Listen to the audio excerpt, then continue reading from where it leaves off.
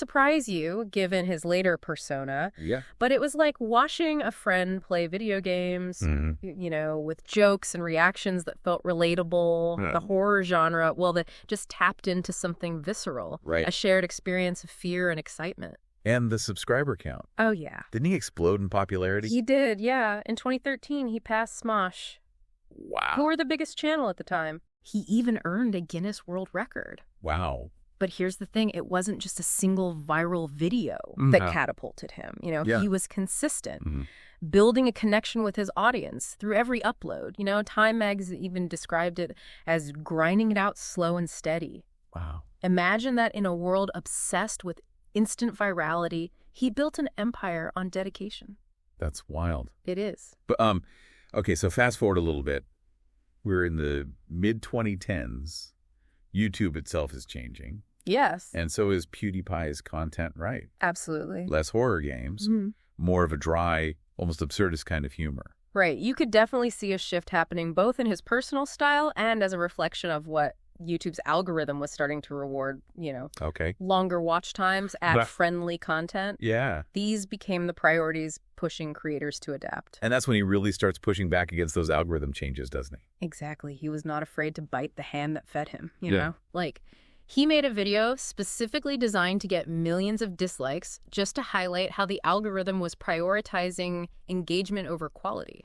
Oh, wow. And of course it went viral. It was such a bold move, and it showed how savvy he was about the mechanics of YouTube itself. Right. Yeah. He knew what he was doing. So it feels like this is where things start to get a bit more complicated, wouldn't you say? Yeah.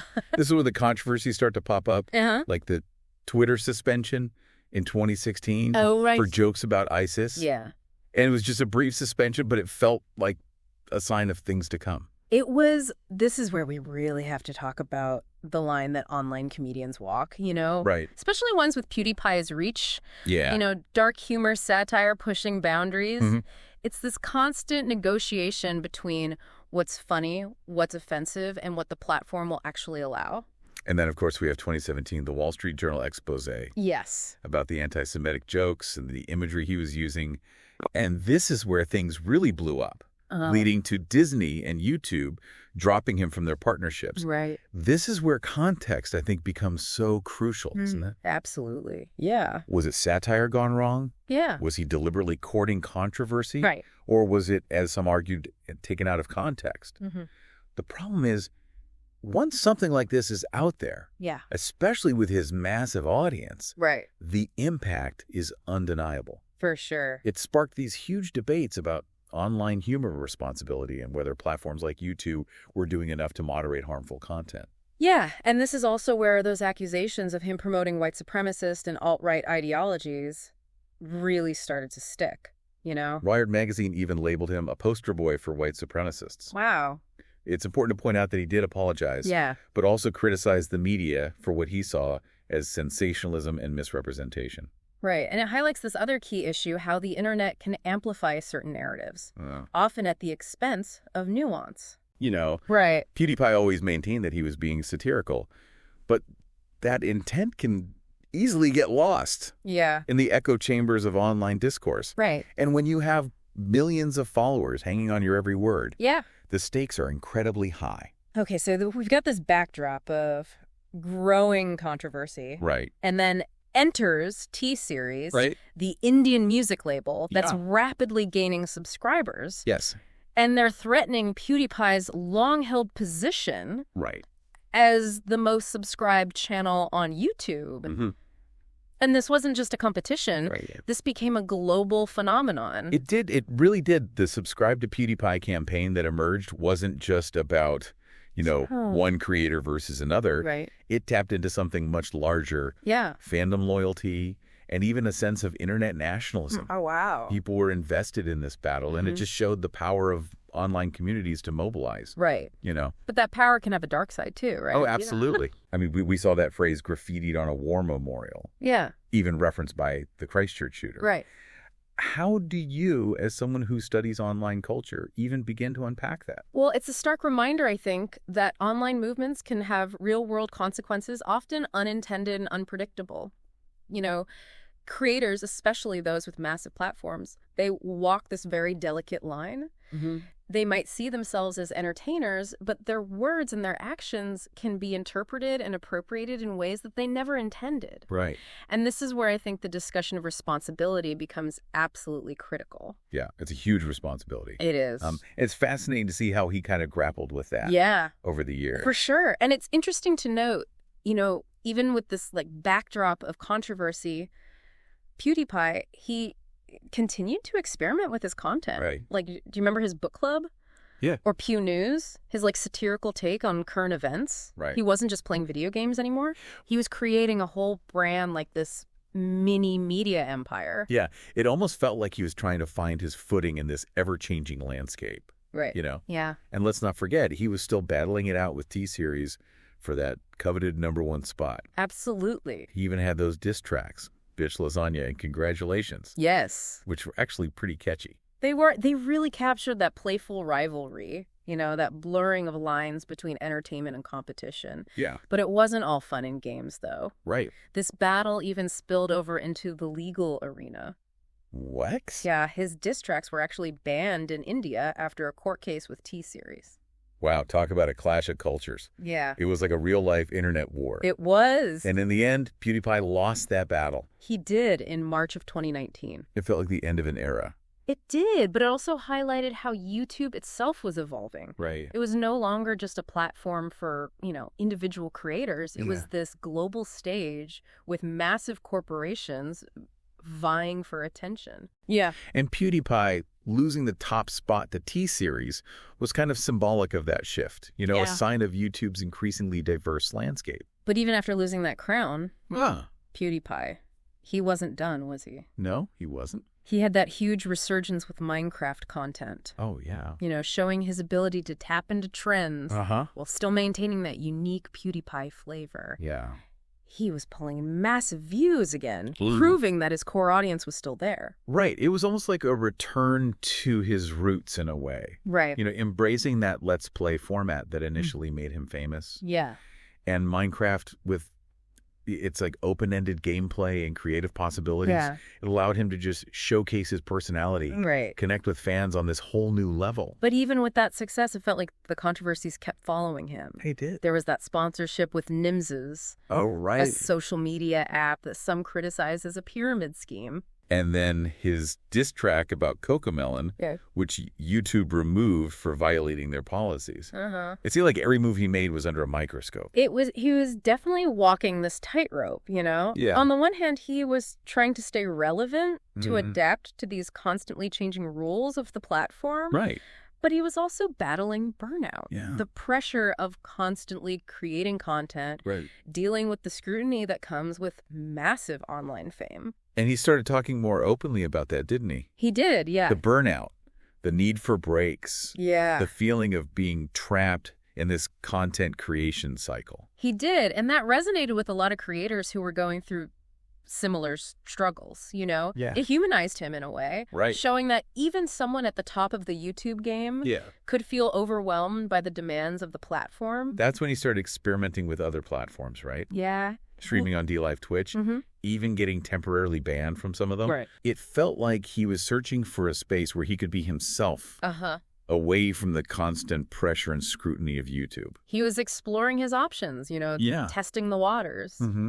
And it reflected this larger trend, I think, among creators who were looking for alternative platforms that offered more control, better monetization, a less restrictive environment. Yeah. They were no longer content with just being another cog in the YouTube machine. Right. And then came the moment that seemed inevitable, being overtaken by Mr. Beast as the most subscribed individual creator in 2022. Exactly. A changing of the guard, as we were talking about earlier. Yeah. It showed that even the biggest stars aren't immune to the ebb and flow of online fame, Right. New creators are always emerging, challenging the status quo. Audiences are constantly evolving in their tastes and preferences. Yeah. But it's important to remember, I think, that success on YouTube isn't just about subscriber count. Right. PewDiePie, even after losing that top spot, he remained this hugely influential figure with a dedicated fan base and a brand that extended far beyond the platform. Yeah, he signed that exclusive streaming deal with YouTube in 2020. He did? And a Facebook distribution deal in 2021. Right. So proving that even without the crown, he was still a valuable asset. Absolutely. Those deals highlighted this complex relationship, I think, between creators and platforms. You know, while some creators were seeking independence, others like PewDiePie were finding ways to leverage their existing audience and negotiate better terms within the existing system. Right. You know, it showed that there was more than one path to success in this evolving digital landscape. And then came a personal development. Yeah. I think that surprised a lot of people. He became a father in 2023. He did. Which led to him taking an indefinite hiatus from YouTube. Right. That decision was a powerful statement, I think. Yeah. It showed that for PewDiePie, real life ultimately took precedence over online fame. It humanized him even further, reminding us that behind the persona, behind the millions of views, there's a real person with a life outside of the screen. It made you wonder, what does this mean for his future on YouTube? Yeah. Is he done with it all? Right. Will he ever return to that level of content creation? Those are great questions and ones that I think a lot of people are asking. Yeah. But before we speculate too much about the future, I think let's take a step back and reflect on the impact he's already had. Okay. We're talking about someone who's been compared to mainstream celebrities. Right. A cultural icon, especially for Gen Z.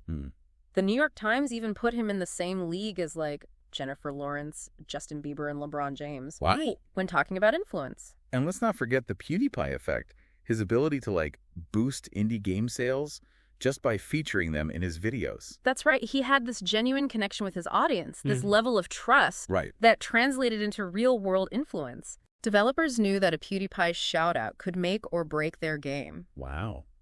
It was a testament to the power of authentic engagement, of building a community around shared interests and passions. And despite all the controversies, he's also been involved in a lot of philanthropic work. He has. Raising money for various charities over the years. Right. His philanthropic efforts highlight another aspect of his legacy. You know, he wasn't just about entertainment. Right. He used his platform to raise awareness for important causes, encouraging his audience to get involved and make a difference. Remember that time he donated to the Anti-Defamation League in 2019? I do. Although he later withdrew it due to fan backlash. Right. It showed that he was willing to engage with these complex issues, even if it meant facing criticism. It was a reminder that navigating social issues in the online world is a very delicate balancing act. Yeah. Even with good intentions, missteps can happen. Right. And the consequences can be amplified in the echo chamber of the internet. So with all that said, what does it all mean? Right. What's PewDiePie's legacy going to be? Yeah. How should we understand his place in internet history? That's the million-dollar question, isn't it? Yeah. He's this complex figure, someone who's been both praised and demonized, who's made mistakes and learned from them, who's pushed boundaries and faced the consequences. Yeah. But one thing is for sure, his impact on online culture is undeniable. He helped to shape the landscape of online entertainment. Absolutely. Paving the way for countless creators who followed in his footsteps. He showed that a single person with a webcam and a passion for video games could build a global empire. He did. But he also demonstrated the challenges of navigating online fame. Yeah. The constant pressure to stay relevant. Right. The scrutiny of the public eye. The potential for missteps to go viral. For sure. It's a lot to handle. It is. And his story is far from over. Yeah. He's taking a break, focusing on family. But who knows what the future holds? I know. Maybe he'll return to YouTube with a new perspective, a new approach. Right. Or maybe he'll find a different way to express his creativity. Yeah. To connect with his audience. One thing's for sure, his journey, with all its ups and downs, offers valuable lessons for anyone who's interested in the world of online content creation. Absolutely. You know, it's amazing to think like how much the internet and YouTube specifically has changed since PewDiePie first started uploading videos. Oh, yeah. You know, back then it felt like the Wild West. It did. And now it's this massive, complex industry. It really is. And PewDiePie's career has like mirrored that evolution. You know, he went from playing video games in his bedroom to negotiating multi-million-dollar deals with major platforms. Right. He's a pioneer, like a case study in what's possible in the digital age. It makes you wonder, what does his trajectory tell us about the future of online fame? Yeah. You know, can anyone replicate that kind of success today? Or has the game changed too much? That's the big question, isn't it? Yeah. The landscape is so different now. Right. There's more competition, more pressure. Yeah. The algorithms are more powerful than ever. Right. But I think there are still lessons to be learned from PewDiePie's journey. Like what? Give us some takeaways for aspiring creators who are out there trying to make their mark. Well, first and foremost, I think it's about authenticity. Okay. You know, PewDiePie, for all his controversies, he always stayed true to himself. Right. He never tried to be someone he wasn't. And I think that resonated with his audience. You know, they felt like they were connecting with a real person, not a manufactured persona. That's so important, especially in a world where everything feels curated and polished. Yeah. You know, people crave genuine connection. Right. And I think that's something that will always be valuable regardless of how the platforms evolve. Absolutely. And it's not just about being genuine. It's also about being adaptable. Okay. You know, PewDiePie didn't just stick to one type of content or one platform. Right. He evolved, he experimented, he took risks. He went from horror games to Minecraft to book clubs to satirical news shows. Oh. He wasn't afraid to try new things and see what worked. He's a master at tapping into trends, wasn't he? Yeah. Remember that Minecraft resurgence? I do. It felt like he captured the zeitgeist perfectly. Yeah. Blending nostalgia with his own unique style. He had this incredible knack for understanding what his audience wanted, even before they knew it themselves. And that's a skill that's essential for any creator who wants to stay relevant in this ever-changing landscape. But let's be real. It wasn't all smooth sailing for him. No, it wasn't. The controversies, the backlash, the burnout, it seemed like he was constantly navigating a minefield. He was, and that's another key takeaway. Right. Online fame is a double-edged sword. You know, the higher you climb, the further you can fall. Right. The scrutiny, the pressure, the potential for missteps to go viral. Yeah. It's a lot to handle. It is. And I think PewDiePie's journey is kind of a cautionary tale. A reminder that success online comes with a heavy price. It also makes you think about the power of these platforms, doesn't it? Yeah, it does. The algorithms, the policies, the way they shape what we see and how we interact online. PewDiePie pushed back against them. He did. Tried to find ways to work around them. Yeah. But ultimately, they have a huge impact on a creator's success. They do, and that's something we need to be more aware of. Right. As both creators and consumers. Yeah. These platforms aren't neutral spaces. Right. They have their own agendas, their own ways of prioritizing content. Yeah. And understanding how they work is essential for anyone who wants to navigate this digital world effectively. So as we wrap up this deep dive into the world of PewDiePie, what's the one thing you want our listener to take away from all of this? I think it's this: the internet is a constantly evolving landscape, and online fame is a fickle beast. But the creators who thrive are the ones who stay true to themselves, adapt to change, and understand the power dynamics at play. And maybe, just maybe, they'll find a way to use their platform for good to make a positive impact on the world. Well said. And on that note, I want to thank you, our listener, for joining us on this deep dive. Yes, thank you. We hope you learned something new, gained a new perspective, and maybe even felt inspired to create something yourself. Yeah. Until next time, keep exploring, keep questioning, and keep diving deep